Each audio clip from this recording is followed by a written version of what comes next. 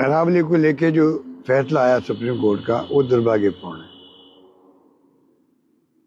क्योंकि जिस प्रकार से 2010 के अंदर एफिडेविट दिया गया था 16 फरवरी को, 3 दिन में ही 19 तारीख को ही 2010 को सुप्रीम कोर्ट ने उनको खारिज कर दिया, जो 100 मीटर की रेंज में माना गया था अरावली को।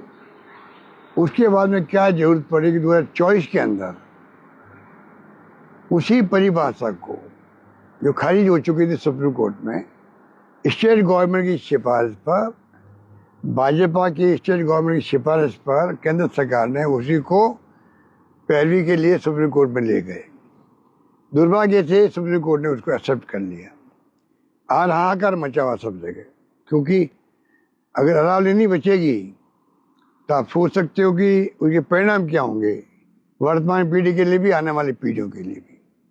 अरावली खाली पहाड़ नहीं है, ये जीवन रेखा है राजस्थान के लिए भी, और जो अन्य प्रदेश है, चाहे गुजरात हो, चाहे वो दिल्ली हो, चाहे हरियाणा हो। इसलिए हमें सोचना पड़ेगा किस प्रकार से इस फैसले पे पुनर्विचार करने के लिए मजबूर करें सुप्रीम कोर्ट को भी। उसके लिए भारत सरकार को आगे आना चाहिए। दुर्भाग्य से एक तरफ तो हमारे खुद के मंत्री हैं राजस्थान के, यादव साहब यहीं पैदा हुए और यहीं पे मंत्री हैं, चुनाव जीत के गए हैं, उन्हीं के बाद मंत्रालय हैं। तो उनको खुद को सोचना चाहिए, बीजेपी को सोचना चाहिए, बजाय इसको इश्यू बनाए और गलत आंकड़े पेश करे। जब एफिडेविट दिया गया था, जब पर्यावरण की स्थिति वो नहीं थी। आज हाहाकार मचा हुआ है पार्लियामेंट के अंदर भी, बाहर भी।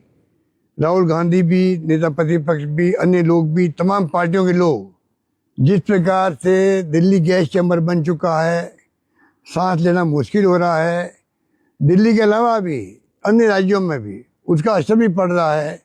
अगर ये पहाड़ियाँ समाप्त हो गई, पता नहीं इस देश में क्या होगा, उत्तर भारत में क्या होगा, कल्पना के बाहर की बातें हैं। ये तो आपको एक्सपर्ट भी राय दे सकते हैं।